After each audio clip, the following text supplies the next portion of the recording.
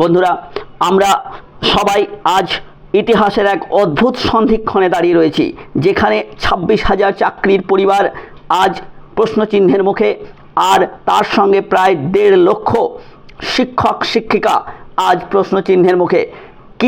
কি সেই রায়?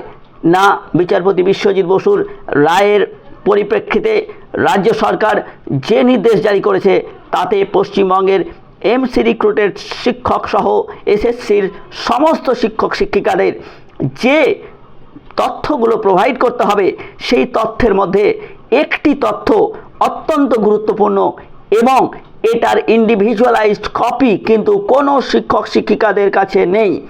MC recruited শিক্ষক শিক্ষিকা যারা রয়েছেন তাদের অ্যাপ্রুভড প্যানেল যেটা থাকে, অর্থাৎ তাদের ভাইভার মাধ্যমে রিক্রুটমেন্ট হতো এবং এই ভাইভার সময় একটি প্যানেল হতো।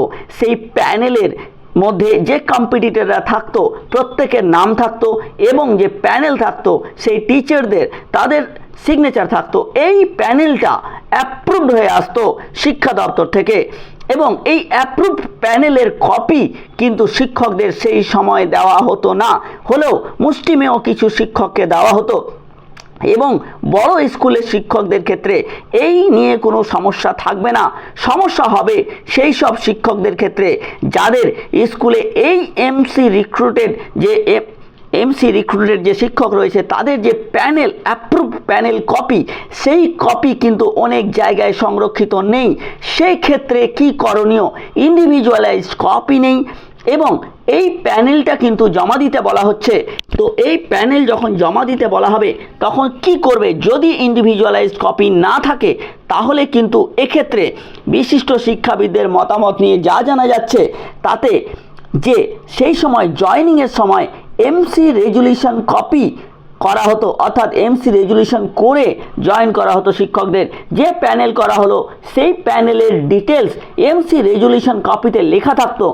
সেই এমসি রেজুলিউশনের কপি কিন্তু এক্ষেত্রে ব্রহ্মাস্ত্র হতে চলেছে বন্ধুরা। সেই এমসি রেজুলিউশনের কপি যদি জেরক্স করে অ্যাটাস্টেড করা হয় তার মধ্যে আমরা দেখতে পাবো সেখানে ডিটেলস উল্লেখ করা থাকে কোন শিক্ষককে এখানে নিয়োগ করা হচ্ছে, কোন শিক্ষকরা কম্পিটিটর ছিল, কোন শিক্ষকরা ভাইভাতে কত নাম্বার পেল, তার একাডেমিক নাম্বার কত হলো, এই সমস্ত বিষয়গুলো প্যানেল কারা কারা ছিল এবং সেই অ্যাপ্রুভালের যে নাম্বার ডেট, অর্থাৎ সেই যে কপি, যে প্যানেল কপি যেটা অ্যাপ্রুভ করা হয়েছে তার যে ডেট এবং মেমো নাম্বার সেটাও উল্লেখ করা থাকতো। তো এমসি রেজুলিউশন কপি এক্ষেত্রে কিন্তু ব্রহ্মাস্ত্র হতে চলেছে বন্ধুরা।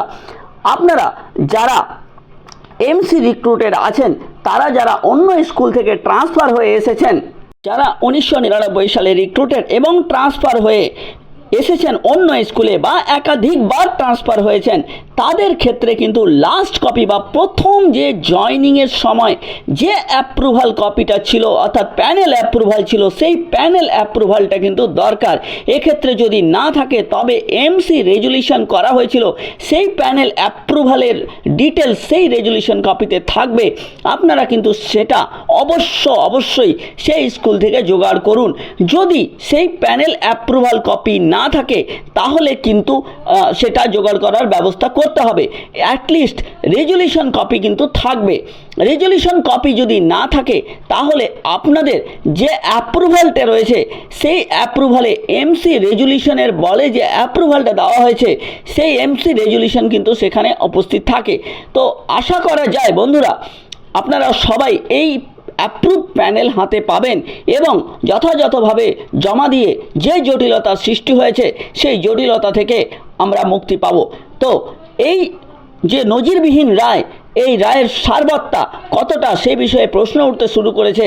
রিটায়ারমেন্টের মুখে যারা রয়েছে তাদের ক্ষেত্রে এত পুরনো একটা নথি জোগাড় করা অত্যন্ত দুরূহ ব্যাপার বলে মনে করছে শিক্ষা মহল।